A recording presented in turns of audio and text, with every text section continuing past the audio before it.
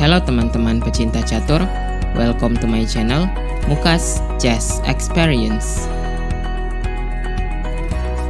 Jadi pada video kali ini kita akan membahas partai yang sangat menarik dari seorang magician from Riga, yaitu Mikhail Tal. Dan lawannya kali ini adalah seorang pemain kuat juga pada zaman dulu, yaitu Ben Larsen. Dan permainan ini dimainkan pada tahun 1965. Jadi dengan pengorbanan kudanya di partai kali ini, Mikhail Tal berhasil melakukan serangan-serangan yang mematikan, yang akhirnya membuat Ben Larsen menyerah dalam 37 langkah. Baiklah, langsung saja kita ke pembahasannya. Jadi di sini Mikhail Tal memegang buah putih dan Ben Larsen memegang buah hitam. Jadi permainan dimulai dengan pion ke E4, lalu pion ke C5, kuda ke F3, lalu kuda ke C6, pion ke D4, pion C makan D4, kuda makan D4, pion ke E6, kuda ke C3, dan pion ke D6. Dan kali ini kita melihat seorang Ben Larsen mencoba menghadapi Mikhail Tal dengan pembukaan Sicilian Schweigen. Lalu di posisi ini, putih melanjutkan dengan pengembangan gajah ke petak E3, dilanjutkan dengan kuda ke F6, putih pion ke F4. Dengan langkah ini, putih bermain cukup agresif.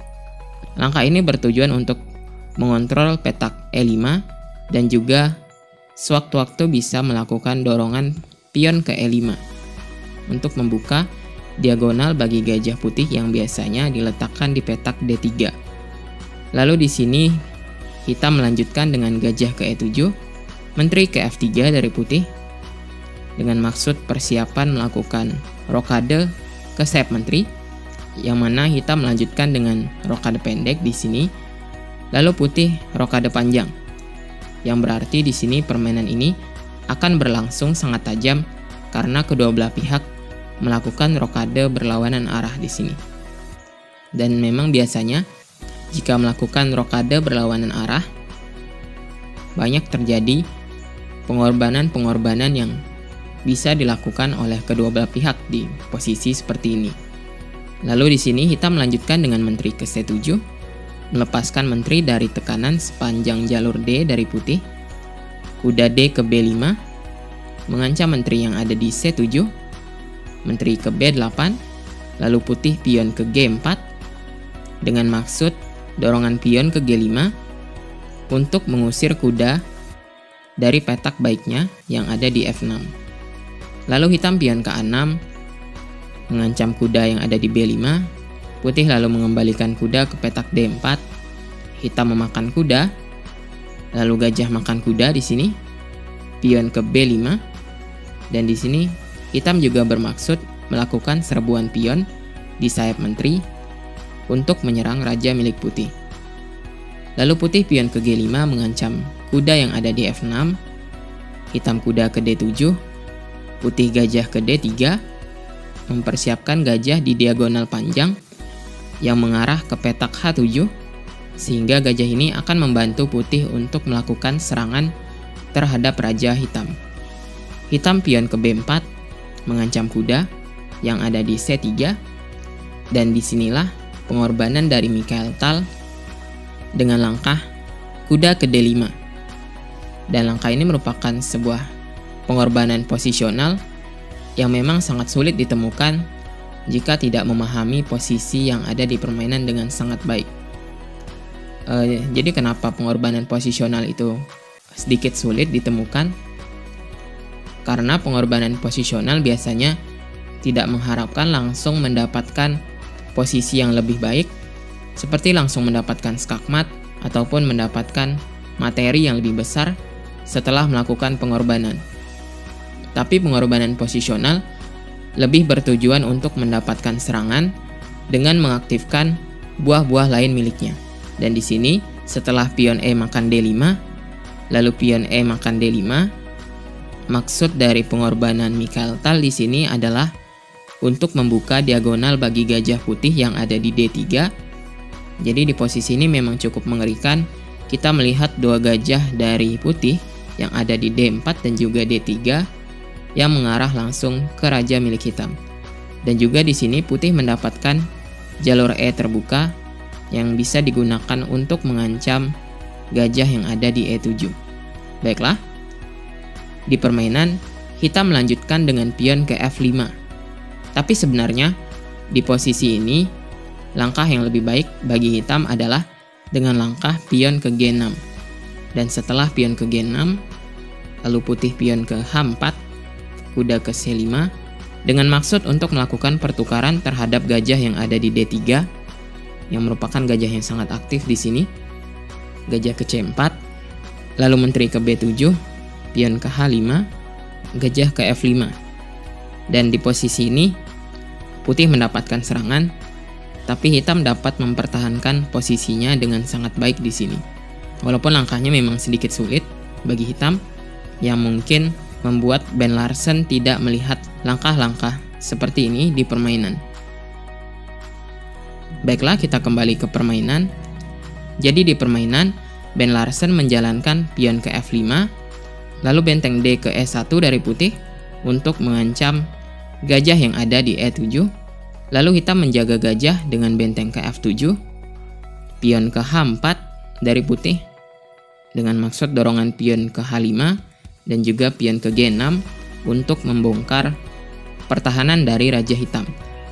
Hitam gajah ke B7 dan putih melakukan kombinasi dengan gajah ke F5 yang juga mengancam kuda yang ada di D7 di sini.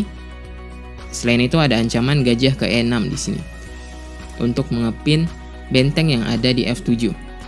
Oleh karena itu, hitam memakan gajah yang ada di F5, lalu putih benteng makan E7 dengan ancaman ganda terhadap kuda yang ada di D7 dan juga pion yang ada di G7.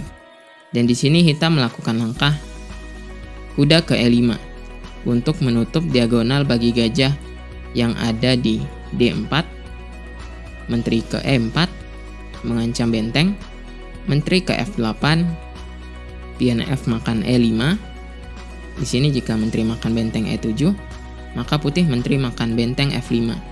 Dan di permainan, hitam melanjutkan dengan benteng ke F4, lalu menteri ke E3, benteng ke F3.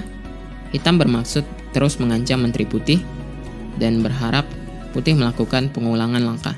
Tapi di sini putih melakukan langkah menteri ke E2, sehingga hitam tidak bisa melakukan pengancaman terhadap menteri putih karena petak F2 dijaga oleh gajah yang ada di D4.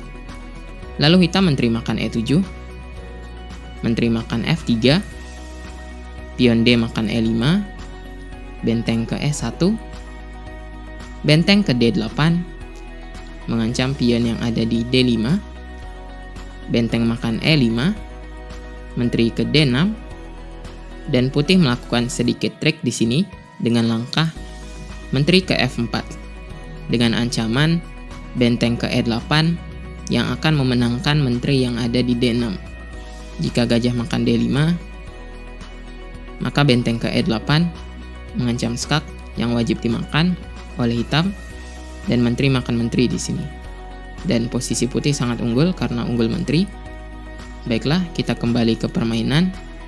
Jadi di permainan, hitam menjalankan benteng ke F8, lalu menteri ke E4 dari putih dengan ancaman benteng ke E7 untuk mengancam pion yang ada di G7. Lalu hitam pion ke B3, pion A makan B3, dan memang sampai posisi ini, posisi putih sudah sangat unggul dengan keunggulan 3 pionnya, dan juga posisi perwira yang ada di petak pusat yang sangat mendominasi. Jadi di posisi ini hanya tinggal masalah penyelesaian dari seorang Mikhail Tal. Dan kita lihat bagaimana seorang Mikhail Tal menyelesaikan posisi seperti ini. Lalu hitam melanjutkan dengan benteng ke F1 skak, raja ke D2, menteri ke B4 skak.